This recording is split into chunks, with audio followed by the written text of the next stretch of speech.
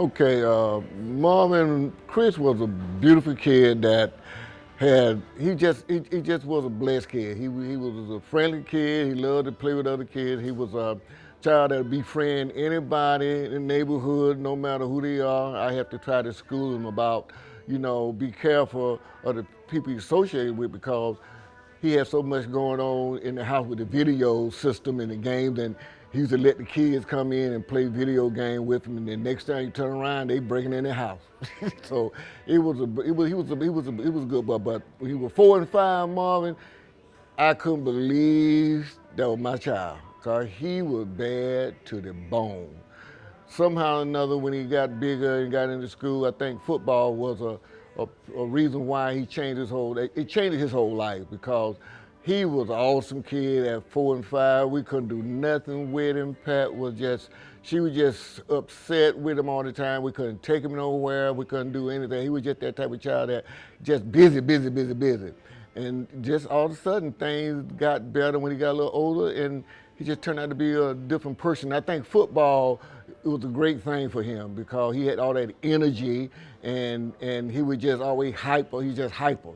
And I think it was a blessing that he got into football to kind of calm him down and change his attitude a little bit. But he was a blessed child. He was a good kid. He did his schoolwork, but he just stayed in trouble all the time in school. Didn't do what the teacher tried to tell him to do, and wouldn't follow the rule. He wanted to be his own person. He wanted to be his own boss. So we had to try to teach him how to learn to listen to others that's supervising him, and he couldn't just have his way all the time. But it took some work, Marvin. It took some work to bring him back.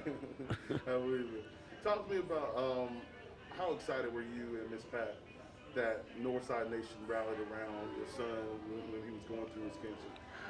Marvin, I really couldn't believe all the love that we got from the community and for people that really didn't even know Chris that well. They just heard of him, but somehow or another they just took to him. I had people call and say they didn't know Chris and he changed my life, and either he did something in their life while they was going through stuff.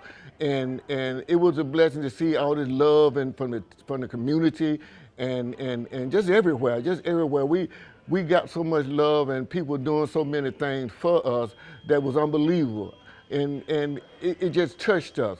But it didn't change the way how sad we were for the law, but it helped us get through it because people called and coming by, dropping off food or something, and it was a blessing. It was a blessing. And now, even now, when you see some of his old classmates and they recognize you, and I mean, how does that make you and the family feel? It makes me feel like a king. When they recognize me, it's like, you Chris' father, it's like a celebrity. It's just like a celebrity get looked at. So they make me feel like a celebrity. Chris made me feel like a celebrity because they always want to know the story about it. Either they tell me something about, we heard about it, but I didn't never see him play, but we heard about him, and it just touched me because they still talking about him as of the day. His legacy is living on no matter what. If I wear his jersey or something like that, a lot of people recognize his jersey, just this number, 96. They recognize, and it's a good thing that make me and Pat feel good. But we still teary up, because of the fact that even though when they talk about it, it's like it brings back that moment that we miss him so much.